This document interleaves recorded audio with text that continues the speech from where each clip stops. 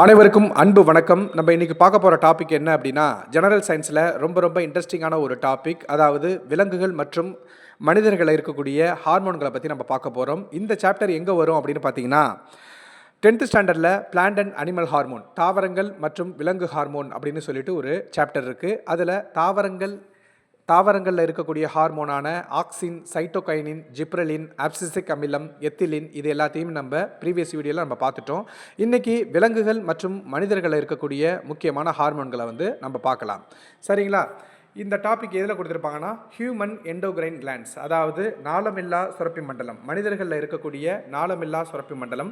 பொதுவாக மனிதர்களாக இருக்கட்டும் இல்லை விலங்குகளாக இருக்கட்டும், 2 சுரப்பி மண்டலம் இருக்கும். நாளமில்லா சுரப்பி மண்டலம், அதாவது எண்டோகிரைன் சிஸ்டம், நாளமுள்ள சுரப்பி மண்டலம், அதாவது எக்ஸோகிரைன் சிஸ்டம் அப்படின்னு சொல்லிட்டு 2 வகை இருக்குது. இதில் நாளமுள்ள சுரப்பி மண்டலம் சுரப்பது நொதிகளை, அதாவது என்சைம்ஸை செக்ரெட் பண்ணும். எக்ஸாம்பிள் பார்த்தீங்கன்னா வேர்வை சுரப்பி, பால் சுரப்பி, உமிழ்நீர் சுரப்பி, இது எல்லாமே நாளமுள்ள சுரப்பி மண்டலத்துக்கு, அதாவது எக்ஸோகிரைன் சிஸ்டத்துக்கு எக்ஸாம்பிள். அடுத்து நாளமில்லா சுரப்பி மண்டலம் சுரப்பது தான் ஹார்மோன். இந்த ஹார்மோனை பொறுத்த வரைக்கும் நம்ம உடம்புல கம்யூனிகேஷன் சிஸ்டம், ஓகேங்களா, எல்லாத்தையுமே கோஆர்டினேட் பண்ணுது. அதாவது நம்ம உடம்புல நடக்கக்கூடிய உயிரியல் வேலைப்பாடுகளை இதுதான் கண்ட்ரோல் பண்ணுது. ஓகேங்களா? நாளமுள்ள சுரப்பி மண்டலத்துக்கும் நாளமில்லா சுரப்பி மண்டலத்துக்கும் வித்தியாசம் என்னென்னா, பால் சுரப்பி, வேர்வை சுரப்பி, இது எல்லாமே உருவாகும். அதை எடுத்துகிட்டு போகிறதுக்கு ஒரு நாளம், அதாவது டக்டு இருக்கும். இதே ஹார்மோன் பார்த்திங்கன்னா நம்ம உடம்புல இருக்கக்கூடிய டிஃப்ரெண்ட் ரீஜியனில் அங்கங்கே உருவாகும். அது நேரடியாக பிளட்டில் போய் கலந்துரும். ஓகேங்களா? ஸோ டைரக்ட் ஆக்ஷன் பார்த்திங்கன்னா உடனே இருக்கும். ஓகேங்களா? ஸோ இந்த நாளமில்லா சுரப்பி மண்டலம் அது சுரக்கக்கூடிய ஒரு பொருள் தான் ஹார்மோன். ஓகேங்களா? இது மிக சிறிய அளவில் தான் நம்ம பாடியில் பார்த்திங்கன்னா உருவாகும். இது நேரடியாக பிளட் ஸ்ட்ரீமில் டிஃப்யூஸ் ஆகிடும், அதாவது ரத்தத்தில் நேரடியாக கலந்துடும். ஓகேங்களா? நேரடியாக கலந்து நம்ம பாடியில் இருக்கக்கூடிய அதர் பார்ட்ஸுக்கு, மற்ற உறுப்புகளுக்கு உடனே பார்த்திங்கன்னா இது போய் சேர்ந்துடும். ஓகேங்களா? இது இந்த ஹார்மோன் பார்த்திங்கன்னா ஸ்பெசிஃபிக் ஆர்கனில் தான் ஆக்ட் ஆகும். அந்த எந்த ஆர்கனில், எந்த உறுப்பில் போயிட்டு இந்த ஹார்மோன் ஆக்ட் ஆகுதோ, செயல்படுதோ, அந்த ஆர்கனை டார்கெட் ஆர்கன் அப்படின்னு சொல்லுவாங்க. ஓகேங்களா? எந்த ஆர்கனில் இந்த ஹார்மோன் போயிட்டு செயல்படுதோ அதை தான் டார்கெட் ஆர்கன் அப்படின்னு சொல்லுவாங்க. ஓகேங்களா? அடுத்து மேலும் அறிந்து கொள்வோம்ல ஒரு கொஷின் கொடுத்துருந்தாங்க, ஒரு விஷயம் இன்ஃபர்மேஷன் கொடுத்துருந்தாங்க. அது என்னென்னா, த பிரான்ச் ஆஃப் பயாலஜி, அதாவது உயிரியலோட ஒரு பிரிவு தான் எண்டோகிரைனாலஜி. எண்டோகிரைனாலஜி அப்படின்னா, எண்டோகிரைன் சிஸ்டம் அப்படின்னா என்னது? நாளமில்லா சுரப்பி மண்டலம். நாளமில்லா சுரப்பி மண்டலம் எதை சுரக்கும்? ஹார்மோனை சுரக்கும். ஸோ ஹார்மோன் சுரத்தலை பற்றி படிக்கக்கூடிய ஒரு படிப்பு தான், இல்லை நாளமில்லா சுரப்பி மண்டலத்தை படிக்கக்கூடிய ஒரு படிப்பு தான் எண்டோகிரைனாலஜி. இந்த நாளமில்லா சுரப்பி மண்டலத்தின் தந்தை யார் அப்படின்னு பார்த்தீங்கன்னா தாமஸ் அடிசன். ஓகேங்களா? நாளமில்லா சுரப்பி மண்டலத்தின் தந்தை பார்த்தீங்கன்னா தாமஸ் அடிசன். ஓகேங்களா? இந்த ஹார்மோன் நம்ம பேசிகிட்டு இருக்கோம்ல, இந்த ஹார்மோனை கண்டுபிடிச்சது யார் அப்படின்னு பார்த்தீங்கன்னா WH பெய்லிஸ் மற்றும் EH ஸ்டார்லிங். அவங்க கண்டுபிடிச்ச முதல் ஹார்மோன் என்னென்னா செக்ரிட்டின் அப்படிங்கிற ஒரு ஹார்மோன். அடுத்து exocrine glands have specific duct to carry the secretion. ஓகேங்களா? அதாவது நாளமுள்ள சுரப்பி மண்டலத்துக்கு ஸ்பெசிஃபிக்கான டக்டு பார்த்திங்கன்னா இருக்கும், அதாவது நாளம் பார்த்திங்கன்னா இருக்கும். ஸோ அப்படி இருக்கிறனால அதை நாளமுள்ள சுரப்பி மண்டலம் அப்படின்னு சொல்லுவாங்க. நாளமுள்ள சுரப்பி மண்டலத்துக்கு எடுத்துக்காட்டு தான் கேட்பாங்க, அதுதான் ரொம்ப முக்கியம். பால் சுரப்பி, வியர்வை சுரப்பி, உமிழ்நீர் சுரப்பி. உமிழ்நீர் சுரப்பினா சலைவரி கிளாண்ட், பால் சுரப்பினா மெமரி கிளாண்ட்ஸ், வேர்வை சுரப்பினா ஸ்வெட் கிளாண்ட்ஸ். இது எல்லாமே நாளமுள்ள சுரப்பிகளுக்கு எடுத்துக்காட்டு. அடுத்து நாளமில்லா சுரப்பி மண்டலம் சுரப்பது தான் ஹார்மோன். ஓகேங்களா? ஸோ நாளமில்லா சுரப்பி மண்டலம் மனுஷன்லேயும் அதர் வெர்டிபிரேட், அதாவது மற்ற முதுகெலும்புள்ள உயிரினத்திலையும் என்னென்ன நாளமில்லா சுரப்பி மண்டலம்லாம் காணப்படுது அப்படின்னு பார்த்தீங்கன்னா பிட்யூட்டரி சுரப்பி, தைராய்டு சுரப்பி, பேரா தைராய்டு சுரப்பி, பேன்க்ரியாஸ் அதாவது கணையம். ஓகேங்களா? அடுத்து அட்ரினல் கிளாண்ட், அட்ரினல் சுரப்பி. அடுத்து கொனாட்ஸ் அப்படின்னு பார்த்தீங்கன்னா ஆண்களுக்கு டெஸ்டிஸை பார்த்திங்கன்னா டெஸ்டிஸு. பெண்களுக்கு வந்து பார்த்திங்கன்னா ஓவேரி, அதாவது அண்டகம் அப்படின்னு சொல்லுவாங்க. ஆண்களுக்கு வந்து பார்த்திங்கன்னா விந்தகம் அப்படின்னு சொல்லுவாங்க. டெஸ்டிஸ் அப்படின்னா விந்தகம், ஓவேரி அப்படின்னா அண்டகம். அடுத்து தைமஸ் சுரப்பி. ஓகேங்களா? இதில் ரொம்ப ரொம்ப முக்கியமான விஷயத்தை மட்டும்தான் நான் உங்களுக்கு ஹைலைட் பண்ணுவேன். அதுதான் எக்ஸாமில் கண்டினியூஸாக வந்து கேட்டிருக்காங்க. ஓகேங்களா? ஃபாஸ்ட்டாக போகிறேன்னு நினைக்காதீங்க. நான் ஸ்லோவாக போகிற மாதிரி தான் எனக்கு தோணுது. ஃபாஸ்ட்டாக போகிற மாதிரி இருந்தது, இல்லை ஏதாச்சும் புரியல அப்படின்னா கமெண்டில் சொல்லுங்கள். நான் திருப்பி அடுத்த வீடியோ பண்ணும்போது அதை நான் உங்களுக்கு தெளிவுபடுத்திடுறேன். ஒரு ஆள் இருந்தாலும் சரி தான். ஓகேங்களா? இந்த வீடியோஸை வந்து பார்க்கக்கூடிய அவங்களுக்கு வந்து சரியாக போய் சேரணும் அப்படிங்கிறது தான் என்னுடைய எய்மே. ஸோ ஏதாச்சும் டவுட் இருந்தது அப்படின்னா கமெண்ட் பண்ணலாம். ஓகேங்களா? ஸோ ஸ்டார்ட் பண்ணிடலாம். பிட்யூட்டரி சுரப்பி. இந்த பிட்யூட்டரி சுரப்பியை பொறுத்த வரைக்கும் இதை தான் மாஸ்டர் கிளாண்ட், தலைமை சுரப்பி அப்படின்னு சொல்லுவாங்க. ஓகேங்களா? ஏன் அப்படின்னா நம்ம உடம்புல இருக்கக்கூடிய மற்ற எல்லா சுரப்பிகளையும் இது தான் கண்ட்ரோல் பண்ணுது. சரிங்களா? இந்த பிட்யூட்டரி சுரப்பி வந்து எங்கே இருக்குது அப்படின்னா இந்த டயக்ராம், இந்த ஃபிகரை பார்த்துட்டே கேளுங்க. இந்த பிட்யூட்டரி கிளாண்டுக்கு இன்னொரு பேர் என்னென்னா ஹைப்போஃபைசிஸ் அப்படின்னு அர்த்தம். ஓகேங்களா? ஹைப்போனா கீழேன்னு அர்த்தம். ஓகே, ஃபைசிஸ்னா மூளைன்னு அர்த்தம். ஸோ மூளையில் ஹைப்போதலமஸ் இருக்கு இல்லையா, மூளைக்கு கீழே நடுமூளையில் ஹைப்போதலமஸ், நடுமூளையில் ஹைப்போதலமஸ் அப்படின்னு ஒன்று இருக்கும். அந்த ஹைப்போதலமஸுக்கு கீழே இது வந்து இருக்கும். அதனால் இந்த பிட்யூட்டரி சுரப்பியை ஹைப்போஃபைசிஸ் அப்படின்னு சொல்லுவாங்க.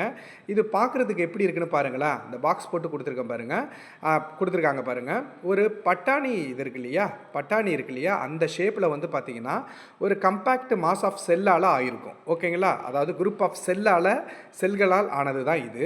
இது எங்கே இருக்குன்னா மிட் பிரெயினுக்கு அடியில் பேஸில் வந்து பார்த்திங்கன்னா இருக்கும். அதை வந்து எது கூட அட்டாச்ட் ஆகிருக்கும் அப்படின்னா ஹைப்போதலாமஸ் கூட அட்டாச்ட் ஆகிருக்கும். சரி, ஹைப்போதலாமஸையும் இந்த பிட்யூட்டரி சுரப்பையும் எது வந்து கனெக்ட் பண்ணி வச்சுருக்குன்னா பிட்யூட்டரி ஸ்டாக், அதாவது பிட்யூட்டரி தண்டு அப்படின்னு சொல்லுவாங்க. ஓகேங்களா? ஐ ரிப்பீட், பிட்யூட்டரி சுரப்பிக்கு இன்னொரு பேர் ஹைப்போஃபைசிஸ். இது எப்படி இருக்கும் அப்படின்னா பட்டாணி விதை மாதிரி இருக்கும்.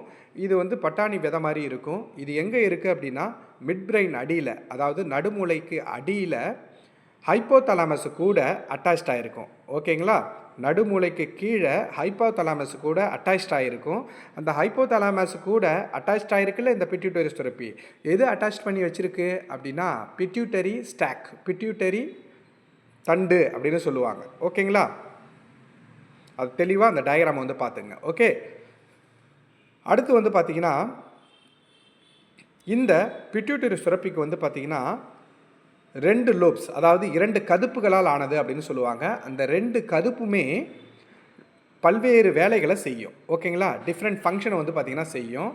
அது என்ன 2 கதுப்புனா பிட்யூட்டரி சுரப்பியோடைய ஃப்ரண்ட் சைடு, அதாவது முன்பக்கம் இருக்கு இல்லையா, அதை ஆன்டீரியர் லோப் அப்படின்னு சொல்லுவாங்க. பேக் சைடை வந்து பார்த்திங்கன்னா போஸ்டீரியர் லோப் அப்படின்னு சொல்லுவாங்க. பின்பக்க கதுப்பு அப்படின்னு சொல்லுவாங்க. ஓகேங்களா? முன்பக்க கதுப்பு வந்து என்னன்னு சொல்லுவாங்கன்னா அடினோ ஹைப்போஃபைசிஸ் அப்படின்னு சொல்லுவாங்க. அடினோனா ஃப்ரண்ட்டில் அப்படின்னு அர்த்தம். ஹைப்போஃபைசிஸ் அப்படின்னா பிட்யூட்டரி சுரப்பின்னு அர்த்தம். ஓகேங்களா? அப்போது பிட்யூட்டரி சுரப்பி வந்து 2 கதுப்புகளால் ஆனது. ஃப்ரண்ட் சைடில் இருக்கக்கூடியதை ஆன்டீரியர் லோப் அப்படின்னு சொல்லுவாங்க, அதாவது அடினோ ஹைப்போஃபைசிஸ் அப்படின்னு சொல்லுவாங்க. பேக் சைடில் உள்ளதை posterior lobe or neurohypophysis அப்படின்னு சொல்லுவாங்க. ஓகேங்களா? இதில் 2 கதுப்பு தான் இருக்கும். நடுவில் இருக்கக்கூடிய கதுப்பு வந்து மனிதர்களுக்கு இருக்காது, விலங்குகளுக்கு இருக்கும். இன்டர்மீடியட் லோப் வந்து இருக்காது. ஓகேங்களா? அடுத்து பிட்யூட்டரி கிளாண்ட் வந்து பார்த்திங்கன்னா இந்த பிட்யூட்டரி சுரப்பி வந்து பார்த்திங்கன்னா இதுதான் form the major endocrine gland in most vertebrate, அதாவது முதுகெலும்புடைய அனைத்து உயிரினங்களுக்கும் இதுதான் பிட்யூட்டரி சுரப்பி வந்து ஃபார்ம் பண்ணுது. ஓகேங்களா? இதுதான் கிளாண்ட்ஸை வந்து ஃபார்ம் பண்ணுது. அதேமாரியே மற்ற நாளமில்லா சுரப்பிகள் இருக்கு இல்லையா, சுரப்பி மண்டலங்கள் இருக்கு இல்லையா, சுரப்பிகள் இருக்கு இல்லையா, அது எல்லாத்தையுமே இதுதான் ஒழுங்குபடுத்துது. அதனால் இதை மாஸ்டர் கிளாண்ட் அப்படின்னு சொல்லுவாங்க, அதாவது தலைமை சுரப்பி அப்படின்னு சொல்லுவாங்க. ஓகேங்களா? இந்த பிட்யூட்டரி சுரப்பி தான் என்ன பண்ணுதுன்னா மற்ற முதுகெலும்புடைய அனைத்து உயிரினங்களுக்கும் ரொம்ப ரொம்ப முக்கியமான ஒன்று. அதேமாரியே மற்ற சுரப்பிகள் இருக்கு இல்லையா, நம்ம மனிதர்கள், விலங்குகள், இது எல்லாத்துலேயுமே இருக்கக்கூடிய மற்ற சுரப்பி மண்டலம் இருக்கு இல்லையா, சுரப்பிகள் இருக்கு இல்லையா, கிளாண்ட்ஸு, அதை எல்லாத்தையுமே இது தான் கண்ட்ரோல் பண்ணுது. அதனால் இதை மாஸ்டர் கிளாண்ட் அப்படின்னு சொல்கிறாங்க. அடுத்து இதுக்கப்புறம் ரொம்ப ரொம்ப முக்கியம், human secreted by the anterior lobe, hormone secreted by the anterior lobe. அதாவது பிட்யூட்டரி சுரப்பிக்கு ஃப்ரண்ட் சைடு ஓகே, முன்பக்க கதுப்பு பின்பக்க கதுப்பு இருக்குது அப்படின்னு பார்த்தோம். முன்பக்க கதுப்பில் என்னென்ன ஹார்மோன்லாம் உற்பத்தி பண்ணுது அப்படின்னு பார்த்தீங்கன்னா, ரொம்ப ரொம்ப முக்கியமான ஹார்மோன் என்ன அப்படின்னா க்ரௌத் ஹார்மோன், அதாவது வளர்ச்சி ஹார்மோன். அடுத்து தைராய்டு ஸ்டிமுலேட்டிங் ஹார்மோன், தைராய்டை தூண்டுகிற ஹார்மோன். அப்புறம் அட்ரினோ கார்டிகோட்ராஃபிக் ஹார்மோன், அதாவது ஏசிடிஹெச் அப்படின்னு சொல்லுவாங்க. அட்ரினல் கிளாண்ட் இருக்கு இல்லையா, அதை தூண்டி விடக்கூடிய ஹார்மோனை தான் அட்ரினோ கார்டிகோட்ராஃபிக் ஹார்மோன் அப்படின்னு சொல்லுவாங்க. அடுத்து கொனடோட்ராபிக் ஹார்மோன் அப்படின்னு சொல்லுவாங்க. இந்த கொனடோட்ராபிக் ஹார்மோன் வந்து மேலும் எதனால் ஆனது அப்படின்னு பார்த்தீங்கன்னா ஃபாலிக்கிள் ஸ்டிமுலேட்டிங் ஹார்மோன், அதாவது ஃபாலிக்கிளை தூண்டுகிற ஹார்மோன் மற்றும் லியூட்டினைசிங் ஹார்மோன் அப்படின்னு சொல்லுவாங்க. அடுத்து ப்ரொலாக்டின். ஓகேங்களா, இதை நல்லா புரிஞ்சுங்க. கீழ்கண்டவற்றுள் எது பிட்யூட்ரி சுரப்பியின் முன்பக்க கதுப்புகளில் உருவாகும் ஹார்மோன் அப்படின்னு சொல்லிட்டு கேட்பாங்க. எது வந்து முன்பக்க கதுப்புகளில் உருவாகக்கூடிய ஹார்மோன், எது பின்பக்க கதுப்புகளில் உருவாகக்கூடிய ஹார்மோன் அப்படின்னு சொல்லிட்டு தெளிவாக இருக்கணும். பின்பக்கத்தை பொறுத்த வரைக்கும், பிட்யூட்ரி சுரப்பியுடைய பின் சைடை பொறுத்த வரைக்கும் 2 ஹார்மோன் தான் உருவாகுது. அது ரொம்ப ரொம்ப சிம்பிள். அதனால் முன்பக்கத்தை தெளிவாக ஞாபகம் வச்சிங்க. ஓகேங்களா, எது அப்படின்னு பார்த்தீங்கன்னா க்ரௌத் ஹார்மோன், அதுக்கப்புறம் thyroid stimulating hormone TSH, thyroid stimulating hormone. அடுத்து ஏசிடிஹெச், அட்ரினோ கார்டிகோட்ராஃபிக் ஹார்மோன். அதுக்கப்புறம் கொனடோட்ராபிக் ஹார்மோன் ஜிடிஹெச், கொனடோட்ராபிக் ஹார்மோன். அதுக்கப்புறம் ப்ரொலாக்டின். ஓகேங்களா, ஒரு 5 ஹார்மோன் தான் பிட்யூட்ரி சுரப்பியுடைய ஃப்ரண்ட் சைடில் உருவாகுது. Growth hormone, thyroid stimulating hormone, adreno corticotropic hormone, gonadotropic hormone, அதுக்கப்புறம் ப்ரொலாக்டின். இதில் க்ரௌத் ஹார்மோனோட வேலை என்ன அப்படின்னு பார்த்தீங்கன்னா, நம்ம உடம்புல growth hormone promote the development and enlargement of all tissue of the body. நம்ம உடம்புல இருக்கக்கூடிய அனைத்து திசு வளர்ச்சிக்கும் வளர்ச்சி ஹார்மோன் தான் காரணம். வளர்ச்சி ஹார்மோனுங்கிற பேர்லேயே இருக்குது. ஸோ நம்ம உடம்புல இருக்கக்கூடிய அனைத்து திசுக்கள் வளர்ச்சிக்கும் காரணமான ஹார்மோன் க்ரௌத் ஹார்மோன். அதேமாரியே இதுதான் நம்ம உடம்புல இருக்கக்கூடிய தசைகள், குருத்தெலும்புகள், எலும்புகள், இது எல்லாத்தோட வளர்ச்சியை இதுதான் தூண்டும். அதாவது நம்ம உடம்புல இருக்கக்கூடிய எலும்பு, குருத்தெலும்பு, தசைகள், இது எல்லாத்தோட வளர்ச்சியை இதுதான் தூண்டும். அதுவும் இல்லாமல் செல் மெட்டபாலிசத்தை, வளர்சிதை மாற்றத்தை வந்து பார்த்திங்கன்னா இதுதான் கண்ட்ரோல் பண்ணும். வளர்சிதை மாற்றத்தை இதுதான் கண்ட்ரோல் பண்ணும். சப்போஸ் இது ஒழுங்காக உற்பத்தி ஆகலைன்னா என்ன பிரச்சனை வரும் அப்படின்னா டுவார்ஃபிசம், அதாவது குள்ளத்தன்மை. இல்லை அதிகமாக சுரந்துட்டு அப்படின்னா ஜைஜாண்டிசம், அதாவது அசுரத்தன்மை அப்படின்னு சொல்லுவாங்க. ஓகேங்களா, அடுத்து வயசானவங்களுக்கு இந்த க்ரௌத் ஹார்மோன் அதிகமாகிடுச்சு அப்படின்னா அதுக்கு பேர் அக்ரோமெகலி அப்படின்னு சொல்லுவாங்க. அவங்களுக்கு எப்படி இருக்கும் அப்படின்னு பார்த்தீங்கன்னா, அடல்ட்டுக்கு இந்த க்ரௌத் ஹார்மோன் அதிகமாகிடுச்சு அப்படின்னா அவங்களோட தலை ரொம்ப பெருசாக இருக்கும், ஃபேஸு, ஹேண்டு, ஃபீட்டு எல்லாமே வந்து பார்த்திங்கன்னா ரொம்ப பெருசாக இருக்கும். ஓகேங்களா, அவங்களுடைய தலை, முகம், கை, கால் எல்லாம் வீங்கின மாதிரி வந்து தெரியும். அதை தான் அக்ரோமெகலி அப்படின்னு சொல்லுவாங்க. இதை பொறுத்த வரைக்கும் நீங்கள் ஞாபகம் வச்சுக்க வேண்டியது என்ன அப்படின்னா, வளர்ச்சி ஹார்மோன் அப்படிங்கிறது நம்ம உடம்புல இருக்கக்கூடிய அனைத்து திசுகளோட வளர்ச்சிக்கு இதுதான் காரணம். அது இல்லாமல் எலும்பு, குருத்தெலும்பு, தசை, இது எல்லாத்தையுமே இதனுடைய வளர்ச்சியை இதை தான் தூண்டும். இது இருந்தால் தான் தூண்டும். சப்போஸ் ரொம்ப கம்மியாக சுரந்துட்டு அப்படின்னா, குழந்தையில் இந்த வளர்ச்சி ஹார்மோனே இல்லை அப்படின்னா அந்த நோயோட பேர் டுவார்ஃபிசம், குள்ளத்தன்மை. அதிகமாக இருந்துச்சு அப்படின்னா அது பேர் ஜைஜாண்டிசம். பெரியவங்கள்ட்ட வந்தால் அது பேர் அக்ரோமெகலி. ஓகேங்களா, அடுத்து thyroid stimulating hormone. Thyroid stimulating hormone அப்படின்னா இது தைராய்டு சுரப்பியோட வளர்ச்சியை இதுதான் கண்ட்ரோல் பண்ணுது. தைராய்டை தூண்டக்கூடிய ஹார்மோன், அதை தான் தைராய்டு ஸ்டிமுலேட்டிங் ஹார்மோன். நம்ம உடம்புல கழுத்து பகுதிகள் இருக்கு இல்லையா, உணவு குழல் வந்து உள்ளே போகும். அது 2 சைடுலையுமே வந்து பார்த்திங்கன்னா இந்த தைராய்டு சுரப்பி வந்து பார்த்திங்கன்னா இருக்கும். அந்த தைராய்டு சுரப்பி இருக்கு இல்லையா, அதனுடைய வேலையை செய்ய தூண்டக்கூடிய ஹார்மோனே இந்த தைராய்டு ஸ்டிமுலேட்டிங் ஹார்மோன் தான். தைராய்டு சுரப்பி வேலை செய்யணும் அப்படின்னாலே அதை வந்து ஒரு ஹார்மோன் வந்து தூண்டணும். அதுதான் தைராய்டு ஸ்டிமுலேட்டிங் ஹார்மோன். அப்போ இந்த தைராய்டு ஸ்டிமுலேட்டிங் ஹார்மோனை பொறுத்த வரைக்கும் இது தைராய்டு சுரப்பியோட வளர்ச்சியை இதுதான் கண்ட்ரோல் பண்ணுது. அதேமாரியே coordinate its activity and hormone secretion. ஓகேங்களா, அப்போ தைராய்டு சுரப்பியோட வளர்ச்சி அப்புறம் அது செய்யக்கூடிய அனைத்து நடவடிக்கைகளையும் இதுதான் கோஆர்டினேட் பண்ணுது. ஓகேங்களா, எல்லாத்தையுமே வந்து ஒழுங்கமைக்குது. ஓகேங்களா, அடுத்து அட்ரினோ கார்டிகோட்ராபிக் ஹார்மோன் அப்படின்னா இது அட்ரினல் கார்டெக்ஸ் இருக்கு இல்லையா, அதாவது கிட்னியோட மேல் பகுதியில் இந்த அட்ரினல் கிளான்ஸ் அப்படின்னு ஒன்று இருக்கும். அந்த அட்ரினல் கிளான்ஸோட அந்த அட்ரினல் சுரப்பிக்கு வெளி சைடை கார்டெக்ஸ் அப்படின்னு சொல்லுவாங்க, உள் சைடை மெடுலா அப்படின்னு சொல்லுவாங்க. வெளி சைடுனா அட்ரினல் புரணி அப்படின்னு சொல்லுவாங்க. இந்த அட்ரினோ கார்டிகோட்ராஃபிக் ஹார்மோன் என்ன செய்யும் அப்படின்னா, அட்ரினல் கார்டெக்ஸ் இருக்கு இல்லையா, அட்ரினலோட புரணி சைடு இருக்கு இல்லையா, அந்த இடத்த இது தூண்டி விடும். எதுக்காக அப்படின்னு பார்த்தீங்கன்னா, அதனுடைய ஹார்மோனை அட்ரினல் சுரப்பியில் உருவாக்கக்கூடிய ஹார்மோன் அட்ரினலின் அப்படின்னு சொல்லுவாங்க. அதை உருவாக்க சொல்லி இந்த ஹார்மோன் தான் தூண்டி விடும். அதாவது அட்ரினல் சுரப்பில் உள்ள அட்ரினல் புரணியை தூண்டக்கூடிய ஹார்மோனை தான் அட்ரினோ கார்டிகோட்ராஃபிக் ஹார்மோன் அப்படின்னு சொல்லுவாங்க. ஓகேங்களா? அடுத்து இது ரொம்ப ரொம்ப முக்கியம், தெளிவாக நீங்கள் புரிஞ்சுக்கணும். கொனடோட்ராஃபிக் ஹார்மோன், அதாவது கொனடோட்ராபிக் ஹார்மோன் அப்படின்னா ஃபஸ்ட்டு கேட்கும்போது புதுசாக நீங்கள் படிக்கிறீங்கன்னா தான் ஏதோ கஷ்டமாக இருக்க மாதிரி இருக்கும். ஆனால் 2 வாட்டி சொல்லி பார்த்துட்டிங்க அப்படின்னா ரொம்ப ரொம்ப இது சிம்பிளான ஒரு டாபிக் தான். தெளிவாக கவனிங்க, கவனிச்சுட்டு அழகாக பொறுமையாக எழுதுங்க. ஓகேங்களா? கொனடோட்ராபிக் ஹார்மோன் அப்படின்னா, இந்த கொனடோட்ராபிக் ஹார்மோன் வந்து 2 ஹார்மோன்களால் ஆனது. ஓகேங்களா? அதாவது FSH ஃபாலிக்கிள் ஸ்டிமுலேட்டிங் ஹார்மோன், ஃபாலிக்கிளை தூண்டக்கூடிய ஹார்மோன், மற்றும் லியூட்டினைசிங் ஹார்மோன் அப்படின்னு சொல்லுவாங்க. இந்த ஃபாலிக்கிள் ஸ்டிமுலேட்டிங் ஹார்மோன் எதுக்கு அப்படின்னு பார்த்தீங்கன்னா, ஆண்களுக்கு டெஸ்டிஸ் இருக்கு இல்லையா, விந்தகம், அதை வந்து ஸ்டிமுலேட் பண்ணுறதே இதுதான். அந்த விந்தகம் தான் விந்தணுக்களை உற்பத்தி பண்ணும். ஆனால் இந்த விந்தகத்தை ஸ்டிமுலேட் பண்ணாதானே விந்தணுக்களே உருவாகும், ஸ்பெர்மே உருவாகும். அப்போது இந்த டெஸ்டிஸை ஸ்டிமுலேட் பண்ணுறது வந்து ஃபாலிக்கிள் ஸ்டிமுலேட்டிங் ஹார்மோன். அதேமாரியே பெண்களுக்கு வந்து பார்த்திங்கன்னா ஓவேரியை வந்து ஸ்டிமுலேட் பண்ணி விடும். அதாவது அண்டகத்தை வந்து ஸ்டிமுலேட் பண்ணி ஓவத்தை வந்து உருவாக்குறதே இதுதான். இப்போ இங்கே நல்லா புரிஞ்சுக்கணும், ஃபாலிக்கிள் ஸ்டிமுலேட்டிங் ஹார்மோனை பொறுத்த வரைக்கும் இது ஆண்களுக்கு விந்தகத்தை ஸ்டிமுலேட் பண்ணுது, தூண்டி விடுது. பெண்களுக்கு ஓவேரியை, அதாவது அண்டகத்தை ஸ்டிமுலேட் பண்ணி விடுது. ஓகேங்களா? ஃபாலிக்கிள் ஸ்டிமுலேட்டிங் ஹார்மோன், அதாவது ஃபாலிக்கிளை தூண்டி விடக்கூடிய ஹார்மோன் அப்படின்னு சொல்லுவாங்க. இந்த லியூட்டினைசிங் ஹார்மோனை பொறுத்த வரைக்கும் இது ஆண்களுக்கு செக்ஸ் ஹார்மோன். ஓகேங்களா?